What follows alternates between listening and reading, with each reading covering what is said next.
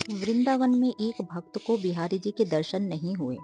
लोग कहते कि अरे बिहारी जी सामने ही तो खड़े हैं, पर वह कहता कि भाई मेरे को तो नहीं दिख रहे। इस तरह 3 दिन बीत गए पर दर्शन नहीं हुए।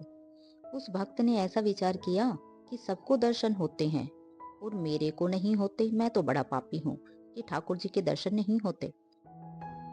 अतः मेरे को यमुना जी में डूब जाना चाहिए। ऐसा विचार करके रात्रि के समय वह यमुना जी की तरफ चला। वहां यमुना जी के पास एक कोढ़ी सोया हुआ था। उसको भगवान ने स्वप्न में कहा कि अभी यहाँ पर जो आदमी आएगा उसके तुम पैर पकड़ लेना, उसकी कृपा से तुम्हारा कोढ़ दूर हो जाएगा। वह कोढ़ी उठकर बैठ गया। जैसे ही वह भक्त वहां आया, कोढ़ी ने उसके पैर पकड़ लिए और कहा कि मेरा कोढ़ दूर करो। भक्त बोला कि अरे मैं तो बड़ा पापी हूँ, ठाकुर जी मुझे दर्शन भी नहीं देते। बहुत झंझट किया परंतु कोढ़ी ने उसको छोड़ा नहीं। अंत में कोढ़ी ने कहा कि अच्छा तुम इतना कह दो कि तुम्हारा कोढ़ दूर हो जाए। वह बोला कि इतनी हमारे में योग्यता ही नहीं।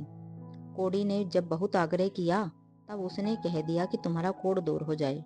ऐसा कहते ही क्षण मात्र में उसका कोढ़ दूर हो गया। तब उसने स्वप्न की बात भक्त को सुना दी कि भगवान ने ही स्वप्न में मुझे ऐसा करने के लिए कहा था। यह सुनकर भक्त ने सोचा कि आज नहीं मरूंगा और लौटकर पीछे आया तो ठाकुर जी ने दर्शन दे दिए।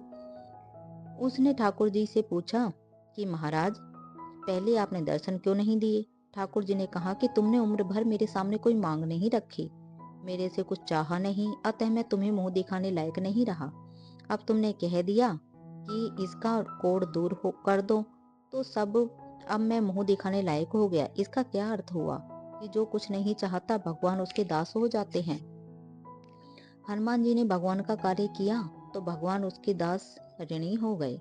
सेवा करने वाला बड़ा हो जाता है और सेवा करवाने वाला छोटा हो जाता है, परंतु भगवान और उनके प्यारे भक्तों को छोटे होने में शर्म नहीं आती। वे जान करके छोटे होते हैं।